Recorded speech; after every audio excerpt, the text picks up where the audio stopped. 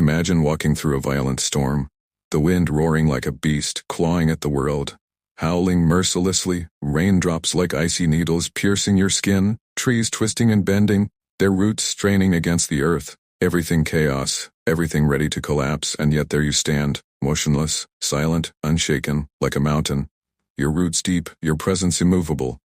The storm passing through you, not into you, the chaos unable to touch your center, and you ask yourself, what would life feel like if this calm wasn't imagined but lived? If you could walk through judgment, rejection, conflict, and never lose your peace? What if no criticism, no pressure, no betrayal could move you from your inner stillness? This is not fantasy. It is a power that lives within you. But it awakens only when you turn inward. Today we journey into that stillness through the wisdom of Carl Jung, who walked through the storms of the mind and returned with a map to inner freedom, because no one controls you.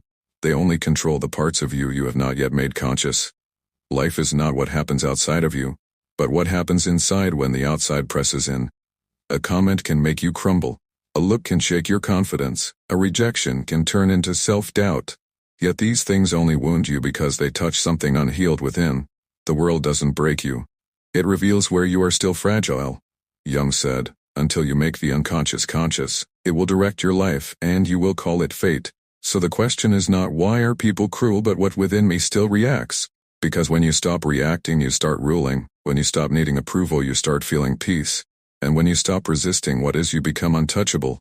Jung taught that the shadow, the hidden parts of yourself you deny, is not darkness to be feared but energy waiting to be reclaimed. Your anger, fear, insecurity are not flaws. Fear, insecurity are not flaws. They are unintegrated power. Imagine walking into a dark room, panicking at what you cannot see. But when you switch on the light, you realize the monsters were never real. They were shadows of your own making. So it is with life. The more you illuminate your unconscious fears, the calmer you become. Because nothing unknown can control you once you've seen it. Stillness doesn't come from avoiding storms, but from understanding them. You don't silence the chaos, you learn to hear it without losing yourself. And there are 3 practices for indestructible calm. First, become the witness. When triggered, pause, do not react, observe. Ask what inside me is being touched. Awareness is the first act of power. The moment you watch the emotion, you are no longer its prisoner. Inhale for 4, hold for 4, exhale for 6. Watch the storm from behind the glass. You are not the weather, you are the sky that holds it. Second, strengthen your core. Calmness is not the absence of emotion but the presence of alignment. Define your truth, set your boundaries, know who you are when no one is watching. Because once you know your center, the world cannot shake it. Write down 5 values you refuse to abandon. No matter who stands against you, return to them every time you feel lost. They are your anchor. Third, transmute energy.